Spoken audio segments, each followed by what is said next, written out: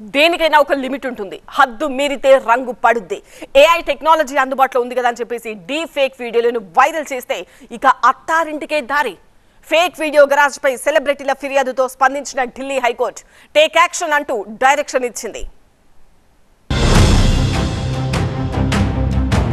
Social మీడియాలో తమ ఫోటోలు వాడుతూ డీప్ ఫేక్ వీడియోలతో తమ పరువుకు భంగం కలిగిస్తున్నారని సెలబ్రిటీలు కోర్టు బాట పడుతున్నారు.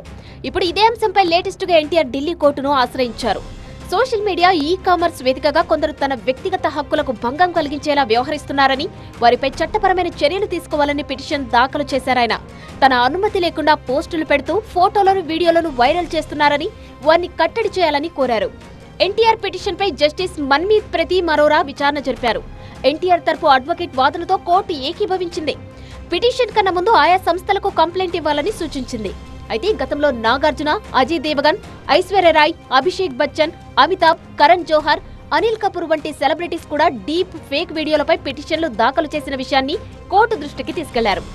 ఆయన వాదనతో ఏకీభవించిన కోర్టు సదరు ఈ కామర్స్ సైట్లు, సోషల్ మీడియా పేజెస్ పై 3 రోజుల్లోగా చర్యలు తీసుకోవాలని ఆదేశించింది. తదుపరి విచారణను ఈ నెల 22కు వాయిదా వేసింది. ఆర్టిఫిషియల్ ఇంటెలిజెన్స్ తో సెలబ్రిటీల డీప్ ఫేక్ వీడియోలు ఇటీవల సోషల్ మీడియాలో హల్చల్ చేస్తున్నాయి.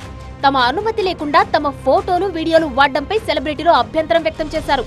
ఇది మంచి పరిణామం కాదని, ఇలాంటి ఫేక్ వీడియోలను క్రియేట్ చేసే వారిని కట్టడి చేయాలని మెగాస్టార్ చిరంజీవి ఈ మధ్య హైదరాబాద్ సైబర్ క్రైమ్ పోలీసులను ఆశ్రయించారు. సంబంధిత చట్టాల ప్రకారం కేసులు నమోదు చేసి అవసరమైతే ఇతర నిబంధనల కిందను చర్యలు తీసుకోవాలని పోలీసులను ఆయన కోరారు. ఈ వీడియోలు రూపొందించడం, ప్రచారం చేయడం వెనుక ఒక పకడ్బందీ సైబర్ నెట్వర్క్ ఉందని, దానిని గుర్తించి శిక్షించాల్సిన అవసరం ఉందని వివరించారు. సోషల్ మీడియాలో తన ఫోటోలు, పేర్లను అనుమతి లేకుండా ఏఐ, డీప్ ఫేక్ల ద్వారా మార్ఫింగ్ చేసి వ్యాపార ప్రయోజనాలకు వాడుకుంటున్నారని ఆరోపిస్తూ నటుడు అక్కినేని నాగార్జున ఢిల్లీ హైకోర్టును ఆశ్రయించారు. తన వ్యక్తిగత హక్కులను పరిరక్షించాలని కోరారు.